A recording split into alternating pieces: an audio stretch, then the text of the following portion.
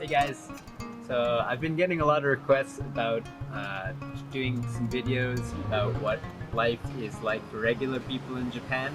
So I decided I want to do a series that features what different people are eating for lunch every day. Today I'm at work. I've come to do a little interview with my boss, see what he's going to have for lunch, and talk to him about, I don't know, random things. So let's go.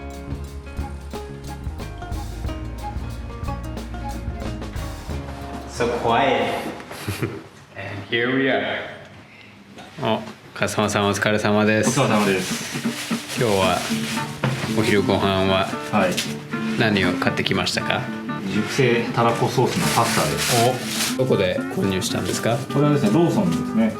ローソンのパスタはとても美味しいです。ローソンの麺類が美味しいっていうはいなんか背景があるんですか？はい、ありますね。おローソンのパスタを作ってる会社さんは宮城県の北の方にある丸二食品さんという会社さんなんですけど、お、はい、でものすごくこう100年以上歴史のあるメーカーさんで、まあ麺作りとかにすごくこだわりがあるんですね。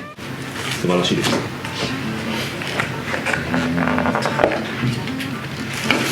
あとですね、まあ、やっぱりこう健康に私はすごくまあこだわってるので、ちゃんと野菜もですね取らなければならないなと。お、野菜ジュース、これ野菜ジュース取れます。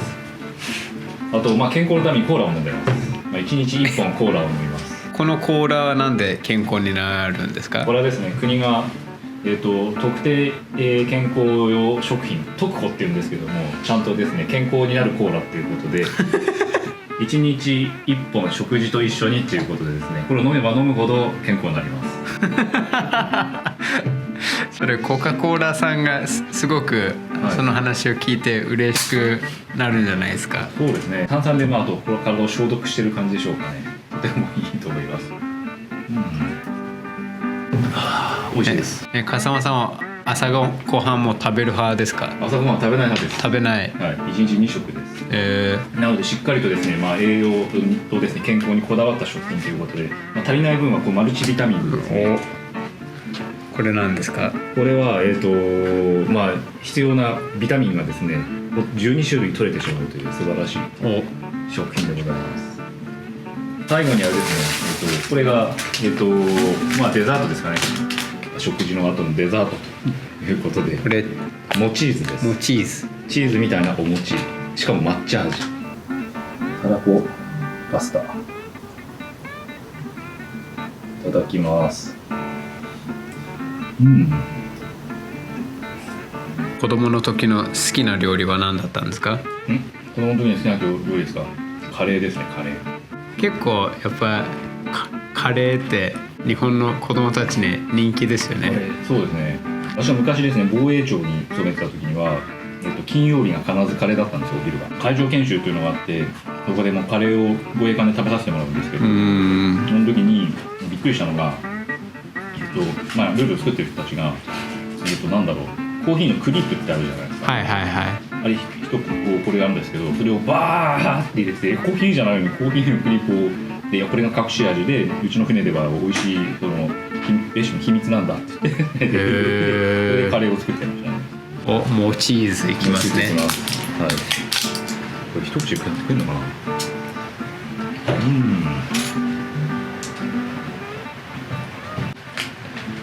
チーズか餅かって言われたらチーズかな。あんまり餅。何点ですか？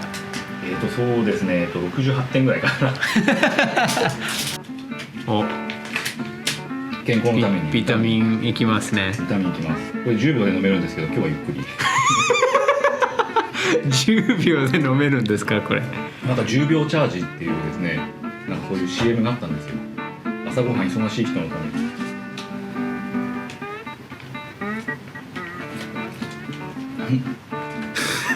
恥ずかしいですね。ちなみにこれ食べるようになったのは高校生ぐらいだったんですけども、これをこう飲むのがですね、なんだろう、NASA の宇宙船スペースシップみたいな。映画21世紀はこういうのでみんな食べる食事をする。サイファイ系の映画を見てもなんか未来の人間はこういうものを食べてるイメージでですよね。そうすると私は毎日こう仕事をしながらこれを食べて、僕は今21世紀の未来に生きてるなって言って一人で喜んで心の中で。だからアキラの世界では2020年今年ね東京オリンピックが開かれるはずで、そこでアキラが暴走するわけですけども、アキラは暴走しなかったけどコロナウイルスが暴走してオリンピックがなくなっちゃった。でもアキラ通りに行きましたよね。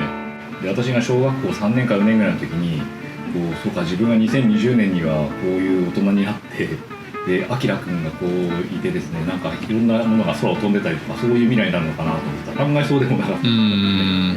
飛んでるはずだったんですけど、ようやくハイブリッドエンジンになったかなぐらいでね、未だにこうタイヤが4つついてる。笠間さんは子供の時その将来の夢は何だったんですか？実はあんまり夢がなくてですね、その時1999年に地球は滅びると思ってたんですね。1999年7月恐怖の大魔王が空から降ってくるわけで、もう1999年って言ったら僕もう22歳とかだけどもうそれで死ぬんだと思ってまして、なんかそれだけどなんかこうね大魔王落ちてこなかったし99年なんか何もなかったな当時は普通にね、夢というものもあったのかないのかっていう感じですね。中学校ぐらいにバブルが崩壊して日本の経済がどんどん落ち込んでたんですね。で私の世代は就職氷河期って言われて、特に就職ができなかった世代なんですね。2002年とか2001年ぐらいの卒業生大学の。そうするとこう同級生で正規雇用になってる人もそんなにいなかったし、そういうこう世の中になっちゃったなっていうのであんまりこう夢も希望もないような感じがありましたけどね。今もコロナでなかなかなんていうんですかね、これからの世の中はどうなってくるのか想像もできないところはあると思うんですけど、どういうふうにいい意味でも悪い意味でもなんか変わると思うところはありますかね。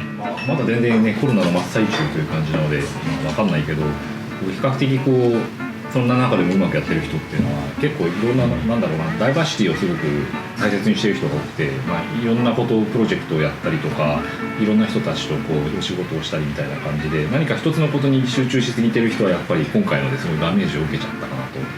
そうするとこう、今うちの会社もそうだけどまずいろんなことにチャレンジしていく人たちが生き残るのかなっていう感じなのかな。短期的な目的でも長期的な目的でも何か特にこれをやりたいなというのなんかありますか？やりたいのもともとはコロナがなければ、夏頃にこう1ヶ月ぐらいかけてちょっと台湾に留学しようと思ったんで、それがちょっとなくなっちゃったんで今もう仕事を頑張るというところだろうか。